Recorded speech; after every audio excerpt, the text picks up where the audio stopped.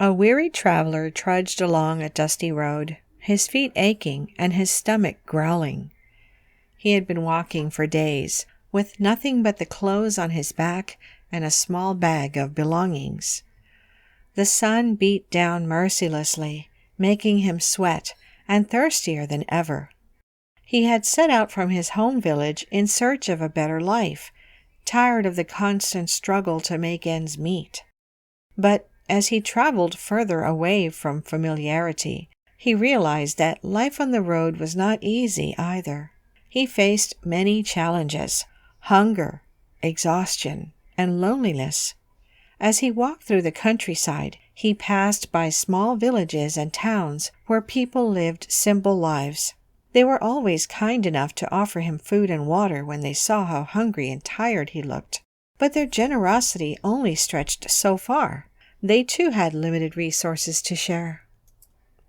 One day, as dusk settled in, the traveler found himself at yet another village. As he made his way towards what seemed like an abandoned house at the edge of town, an elderly woman appeared before him. "Welcome," she said with a smile, as she beckoned him inside her humble abode. The traveler hesitated at first. After all these years on the road, it was hard for him to trust anyone easily. But something about this woman's gentle demeanor put him at ease. "I have some soup cooking over there." She pointed towards a pot bubbling over an open fire in one corner of her kitchen area. "Would you care to join me?" The aroma wafting from the pot made his mouth water instantly. It smelled heavenly. Without hesitation now, he followed her inside, where she motioned for him to sit down while she served them both steaming bowls of soup with chunks of bread on wooden plates.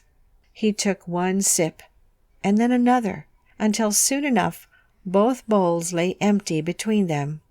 "Thank you," said the traveler, grateful for this kind woman's generosity.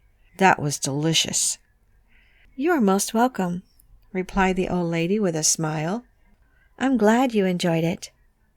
As they sat there in silence, enjoying each other's company, the traveler couldn't help but wonder how this woman could be so generous when she clearly had very little to spare.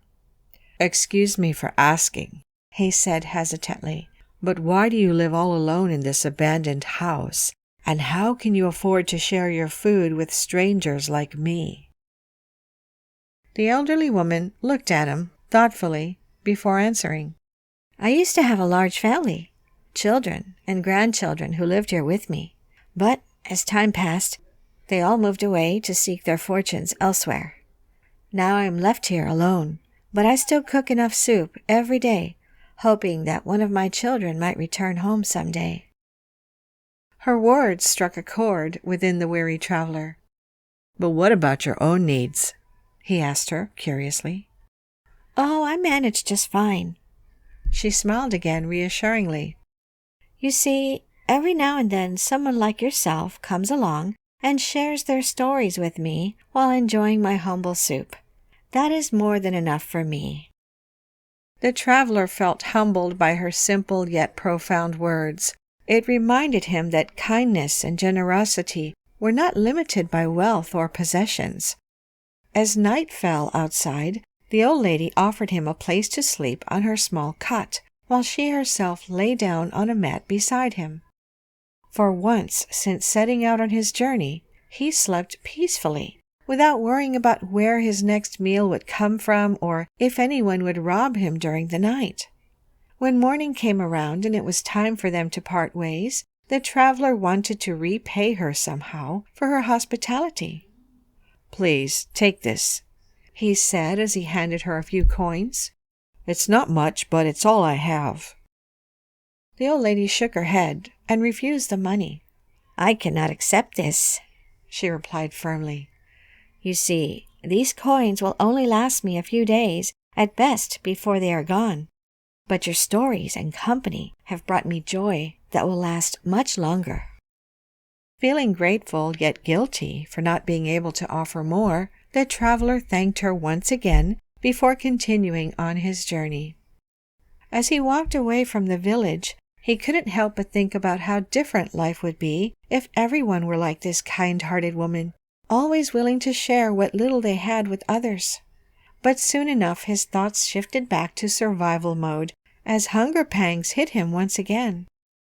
He searched through his bag for any scraps of food left, but found nothing, except an old stone that he had picked up along the way, thinking it might come in handy someday.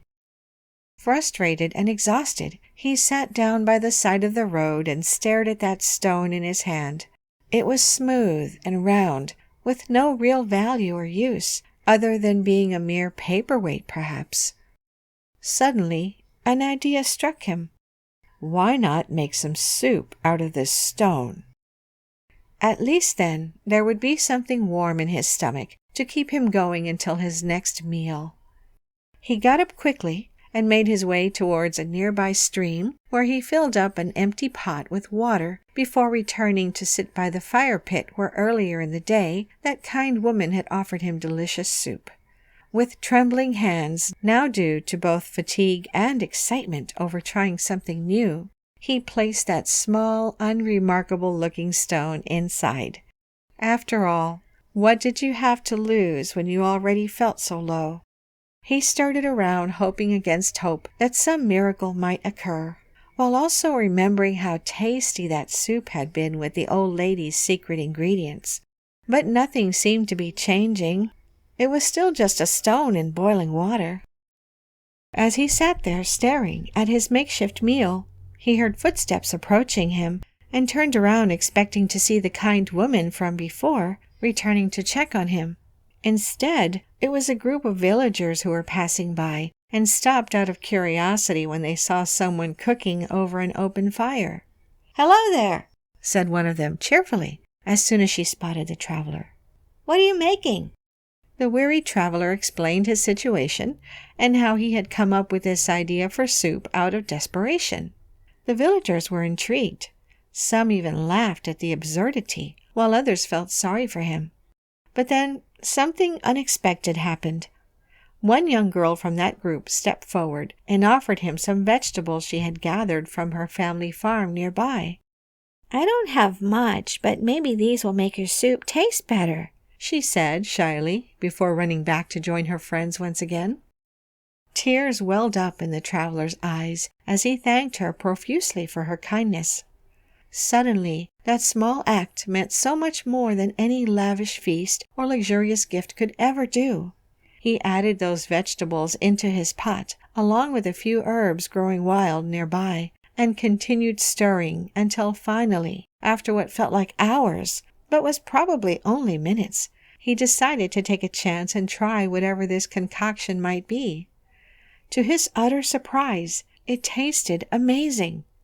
It wasn't just because now there were actual pieces of food floating around inside. No, it was also due to all those feelings associated with being part of something bigger than oneself, seeing hope where none existed before. The traveler's heart swelled with gratitude towards everyone who had helped him along this journey so far, especially that kind old lady whose generosity made everything else possible too. And thus began the legend of stone soup, a dish that could never be replicated, even though its ingredients were always the same, because it was not just about what went into that pot, but also everything else that came along with it.